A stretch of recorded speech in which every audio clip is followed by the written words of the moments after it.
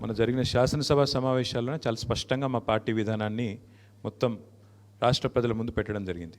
కేసీఆర్ గారి కమిట్మెంటు ఈ రోజుది కాదు, ఈనాటిది కొత్తది కాదు.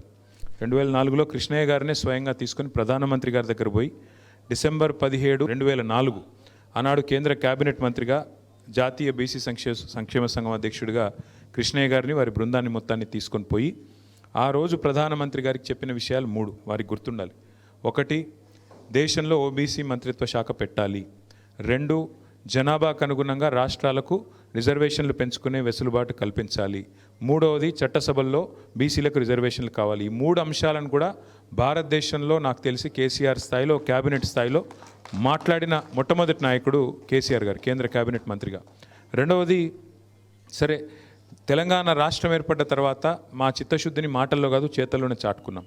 మార్కెట్ కమిటీలో రిజర్వేషన్లు కల్పించడం అయితేనేమిటిది, అట్లాగే మొట్టమొదటిసారి అడ్వకేట్ జనరల్గా ఒక బలహీన వర్గాలకు సంబంధించిన బిఎస్ ప్రసాద్ గారిని నియమించడం అయితేనేమి, అట్లాగే 10 రాజ్యసభ సీట్లు వస్తే అందులో 5 సీట్లు మరి బలహీన వర్గాలకు కేటాయించుకోవడం అయితేనేమి, ఇట్లా ఎన్నో సందర్భాల్లో, ఒకసారి కాదు, ఇవన్నీ కూడా కేసీఆర్ గారు చేసిన విషయం నేను మీకు గుర్తు చేస్తూ ఉన్నా.